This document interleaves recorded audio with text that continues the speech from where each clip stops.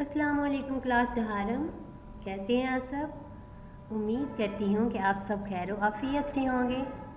तो बच्चों, हमारा आज का उन्वान है बंदों के हकूक़। सवाल नंबर 1 है, दर्ज सवालात के जवाबात लिखिए। नंबर 1, इस्लाम को मुकम्मल दीन क्यों कहा जाता है?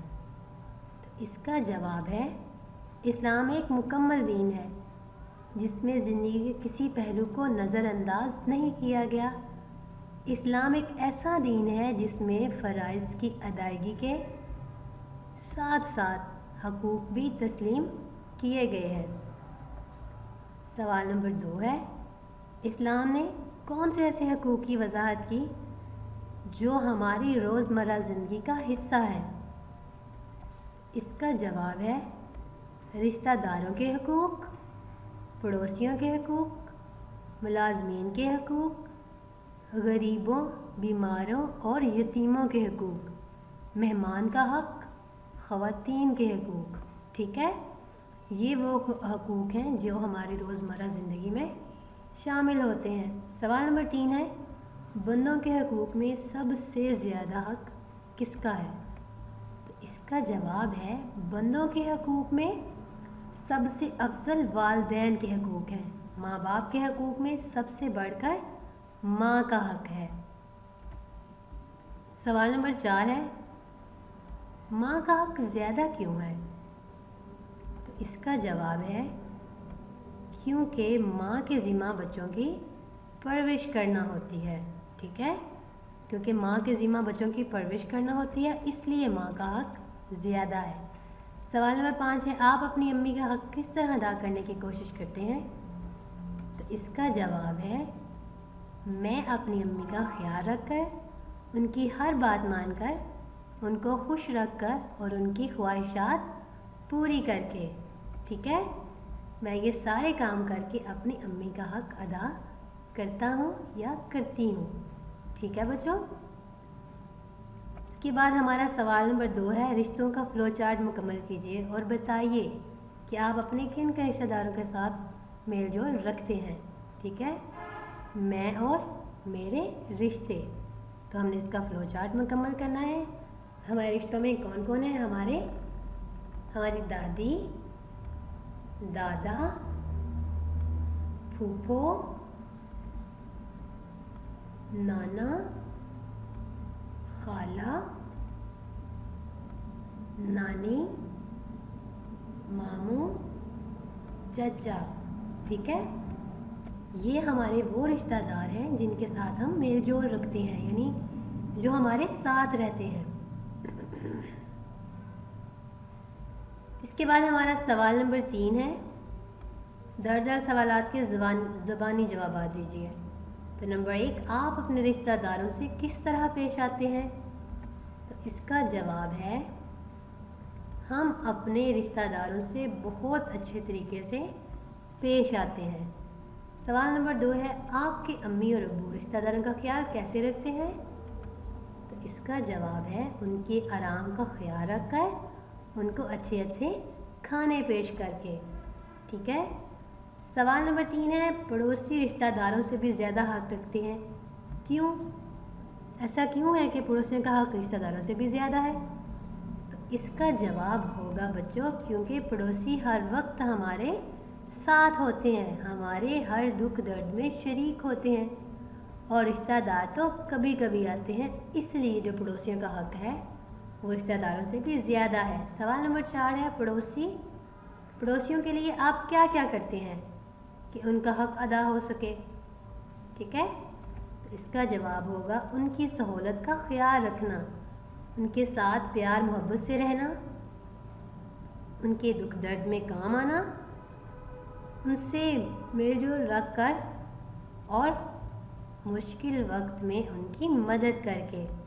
ठीक है बच्चों, अगर हम ये काम करते हैं तो हम अपने पड़ोसियों के हकूक़ का ख्याल रखते हैं, हम उनके हकूक़ अदा करते हैं।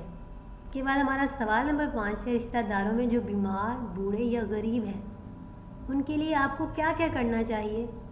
तो इसका जवाब है, जो बीमार हैं उनकी तीमारदारी, اور دل جوئی کرنا، بزرگوں کے ساتھ عزت سے پیش آنا اور ان کی خدمت کرنا، اور خاندان میں جو غریب ہیں ان کی ہر ممکن مدد کرنی چاہیے۔ ٹھیک ہے بچوں، یہ ہمارا فرض ہے کہ ہمارے خاندان میں اگر کوئی غریب ہے، کوئی بیمار ہے، کوئی بوڑھا ہے تو ہمیں اس کی مدد کرنی چاہیے، ہمیں ان کی خدمت کرنی چاہیے۔ سوال نمبر 4، درج ذیل سوالات کے جوابات خود سوچ کر لکھیے۔ تو نمبر 1 ہے ملازمین کے کیا کیا حقوق ہیں؟ ٹھیک ہے، تو اس کا جواب ہے ملازم کا حق ہے اگر وہ بیمار ہو تو اس کی دوا اور علاج کا انتظام کیا جائے، کام کی زیادتی سے تھک جائے تو آرام کے لیے مناسب وقت دیا جائے، اس کے کھانے اور لباس کا خیال رکھا جائے، اس سے ڈانٹ ڈپٹ کی بجائے نرمی اور حسن سلوک سے پیش آیا جائے، کیونکہ اسلام میں سب انسان برابر ہیں۔ ٹھیک ہے بچوں، یہ ہمارا اسلام ہمیں درس دیتا ہے کہ سب انسان اللہ کی نظر میں برابر ہیں، وہ چاہے کوئی امیر ہو، چاہے کوئی غریب ہو، چاہے کوئی گورا ہو، چاہے کوئی کالا ہو۔ اللہ کی نظر میں برتری کا معیار تقویٰ ہے کہ کوئی بندہ کتنا پرہیزگار ہے۔ ٹھیک ہے، سوال نمبر 2 ہے آپ اپنے گھر کے ملازمین کے ساتھ کس طرح پیش آتے ہیں؟ اس کا جواب ہے ہم اپنے ملازمین سے بہت اچھے طریقے سے پیش آتے ہیں۔ سوال نمبر 3، اگر آپ کے گھر میں مہمان آئیں تو آپ کیا کیا کریں گے؟ تو اس کا جواب ہے ہم ان کی ضروریات کا خیال رکھیں گے اور ان کو اچھے اچھے کھانے بنا کے دیں گے۔ ٹھیک ہے، ہم انہیں اچھا کھلائیں گے اور ان کے سکون کا خیال رکھیں گے۔ سوال نمبر 4 ہے اسلام کے دیے ہوئے حقوق کی ادائیگی سے ہمیں کیا کیا فائدے حاصل ہوتے ہیں؟ تو اس کا جواب ہے اسلام کے دیے ہوئے حقوق سے ہمیں بہت سے فائدے حاصل ہوتے ہیں، اور وہ فائدے کون سے ہیں؟ ہر کسی کو اس کا حق مل جاتا ہے، پیار محبت کی فضا قائم ہوتی ہے، ٹھیک ہے، ماحول اچھا رہتا ہے، سب کی زندگی آسان ہو جاتی ہے، کسی کو اگر کوئی مسئلہ ہو تو آسانی سے حل ہو جاتا ہے، ٹھیک ہے، یہ ہے فائدہ۔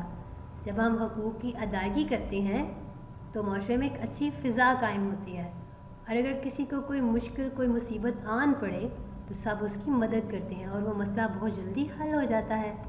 سوال نمبر 4 ہے خالی جگہ پر کریں۔ تو نمبر 1، اسلام ایک مکمل دین ہے۔ نمبر 2، اسلام میں زندگی کے کسی پہلو کو نظر انداز نہیں کیا گیا۔ نمبر 3، عرب کے لوگ رب کے حقوق سے واقف نہ تھے، یعنی جو عرب کے رہنے والے لوگ تھے وہ اللہ کے حقوق کو نہیں جانتے تھے، اس سے واقف نہیں تھے اور نہ ہی وہ ادا کرتے تھے جب انہیں پتہ نہیں تھا۔ اس کے بعد نمبر 4 ہے بندوں کے حقوق میں سب سے افضل والدین کے حقوق ہیں، ٹھیک ہے، والدین کے حقوق سب سے افضل ہیں، سب سے زیادہ اہمیت والدین کے حقوق کی ہے۔ نمبر 5 ہے ماں اور باپ میں سب سے بڑھ کر ماں کا حق ہے، ٹھیک ہے، بندوں کے حقوق میں سب سے افضل حقوق والدین کے ہیں، اور والدین کے حقوق میں سے بھی والدہ کے حقوق زیادہ ہیں، ٹھیک ہے۔ اس کے بعد ہمارا سوال نمبر 5 ہے کالم ملائیں۔ تو پیارے بچوں، ہم نے کالم الف کو کالم بے سے ملانا ہے۔ اللہ کی رحمت مہمان، جب اللہ پاک اپنے بندوں سے خوش ہوتے ہیں تو ان کے گھر مہمان بھیجتے ہیں، مہمان اللہ کی رحمت ہوتی ہے۔ خدمت پر مقرر ملازم، ملازم ہماری خدمت پر مقرر ہوتے ہیں، وہ ہماری خدمت کرتے ہیں۔ کوئی بیمار ہو تو اس کی تیمارداری کرنا، ٹھیک ہے، اس کا حال پوچھنا، اس کو حوصلہ دینا کہ اللہ آپ کو صحت دیں، آپ بہت جلد ٹھیک ہو جائیں گے، ٹھیک ہے، غریبوں کی مالی مدد کرنا، جو غریب ہیں ہم پر فرض ہے کہ ہم ان کی مالی مدد کریں، ان کے کام آئیں، رشتہ داروں سے اچھا سلوک کرنا، ٹھیک ہے، ہم پر فرض ہے کہ ہم اپنے رشتہ داروں سے اچھے طریقے سے پیش آئیں۔ سوال نمبر 6 ہے غلط درست۔ تو نمبر 1 ہے اسلام ایک مکمل دین ہے، تو یہ درست ہے، اسلام ایک مکمل دین ہے، یعنی اسلام جو ہے وہ ہماری زندگی کے ایک ایک لمحے کو، ایک ایک بات کے بارے میں ہمیں بتاتا ہے۔ رشتہ داروں کے حقوق ادا نہیں کرنے چاہیے تو یہ غلط ہے، رشتہ داروں کے حقوق ادا کرنے چاہیے۔ ملازمین کے کوئی حقوق نہیں ہوتے تو یہ بھی غلط ہے، ان کے حقوق ہوتے ہیں کیونکہ وہ بھی تو انسان ہوتے ہیں نا. ہم پر بہت سے حقوق فرض ہیں تو یہ درست ہے. جی ہاں، ہم پر بہت سے حقوق فرض ہیں. پڑوسیوں کے حقوق پر زور دیا گیا ہے تو یہ بھی درست ہے. جی ہاں بالکل، اللہ تعالیٰ نے پڑوسیوں کے حقوق پر بہت زیادہ زور دیا ہے. ٹھیک ہے، سوال نمبر 7 ہے، درست جواب پر دائرہ بنائیے. تو نمبر 1 پڑوسیوں کے حقوق پر، تو اس کا درست جواب ہوگا زور دیا گیا ہے. نمبر 2 حقوق العباد میں شامل ہے. کیا شامل ہے؟ ملازمین کے حقوق، مہمانوں کے حقوق، سب کے حقوق. اس کا درست جواب ہے سب کے حقوق. حقوق العباد میں سب کے حقوق شامل ہیں. نمبر 3 ہے معاشرے کا فعال حصہ ہیں. تو اس کا درست جواب ہوگا عورتیں. عورتیں جو ہیں وہ معاشرے کا فعال حصہ ہیں. نمبر 4 ہے ملازمین کے ساتھ حسن سلوک کرنا چاہیے.